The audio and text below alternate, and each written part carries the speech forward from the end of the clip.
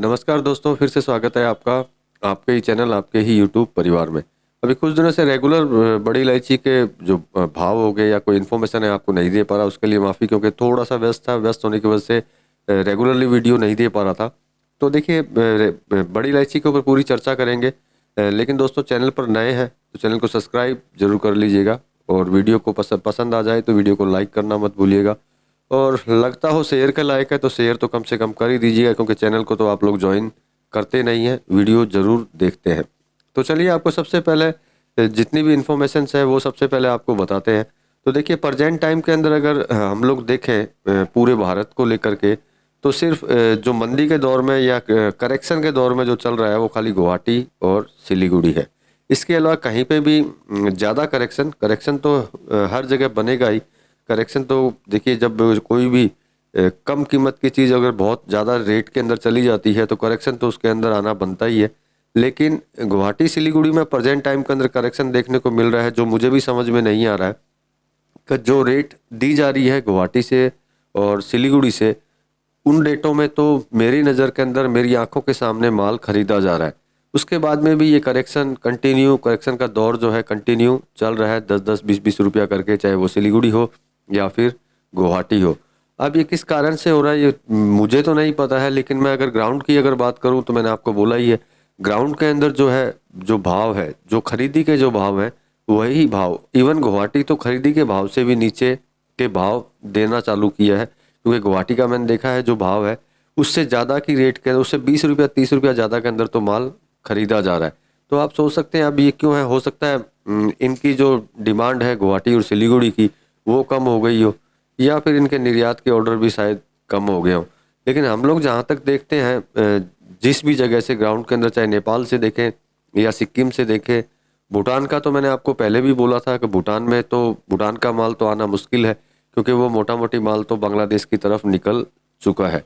हो सकता है भारत का माल भी निकलना चालू हो जाए, लेकिन प्रेजेंट टाइम में थोड़ी सी दुविधा है एक्सपोर्ट की, क्योंकि कभी कभार बीच में स्टॉप या स्लो हो जाता है। लेकिन ये दुविधा जल्दी ही ख़त्म हो जाएगी, क्योंकि मुझे पता है एक्सपोर्ट जो है होना ही है। आगे जो फेस्टिवल्स हैं बाहर, इंडिया के बाहर के, उसके लिए तो वापस माल परचेज होना ही है। तो मतलब अगर एवरेज के अंदर कहीं से भी घुमा फिरा करके अगर देखते हैं तो करेक्शन चलो बनता है, लेकिन मंदी कहीं नज़र नहीं आती है कहीं पे भी। क्योंकि देखिए, जो माल की परचेजिंग सबसे बड़ी चीज़ है, साथ में डिमांड की बात है। तो देखिए, जहाँ तक है डिमांड मेरे हिसाब से अभी चल ही रही होगी, और एक्सपोर्ट की डिमांड प्रेजेंट टाइम में थोड़ी सी डाउन है, लेकिन कोई दिक्कत नहीं है, क्योंकि वापस ये डिमांड चालू हो जाएगी। तो मतलब एवरेज के अंदर कहीं पे भी किसी भी तरीके से मंदी जो है कहीं नज़र नहीं आती। अब सिक्किम की ही बात कर लेते हैं, ऑक्शन की बात कर लेते हैं। तो मैंने पिछले वीडियो में आपको बोला था कि अगर 1425 का भाव आया था, तब मैंने एक वीडियो बनाई थी कि 1425 का भाव आया है, और उसी टाइम पे मैंने आपको बोला था कि अगला भाव 1500 के पार जाएगा, जैसी सिचुएशन सिक्किम के अंदर चल रही है।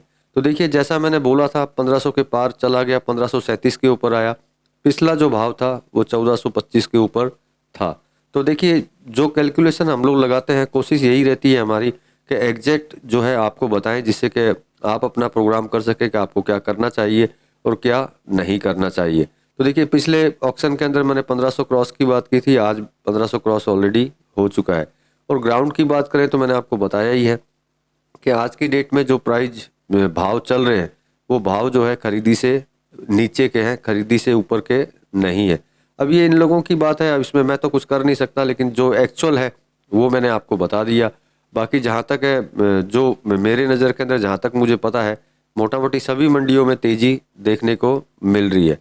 और आगे भी आशा यही करते हैं कि आगे तेज़ी नज़र आए, क्योंकि माल तो है नहीं। माल जब नहीं होगा तो निश्चित बात है आगे तेज़ी बननी ही है, क्योंकि माल अगर आएगा तब भी तेज़ी बनेगी, और माल नहीं आएगा तब भी तेज़ी बनेगी।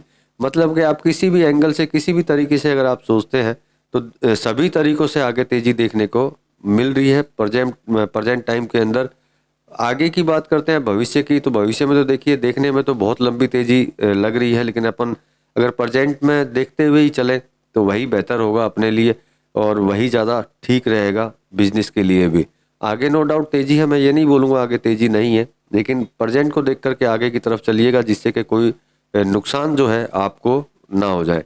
तो ये छोटी सी इन्फॉर्मेशन थी मेरे पास में जो मैंने आपको दी, और बहुत दिन से वीडियो भी नहीं बनाया था, तो आज वीडियो आपके लिए बनाया। तो दोस्तों यहाँ तक अगर वीडियो देख लिया हो तो लाइक करना मत भूलिएगा। मिलते हैं अगले वीडियो में अगली कोई इन्फॉर्मेशन और भाव के साथ, तब तक के लिए धन्यवाद।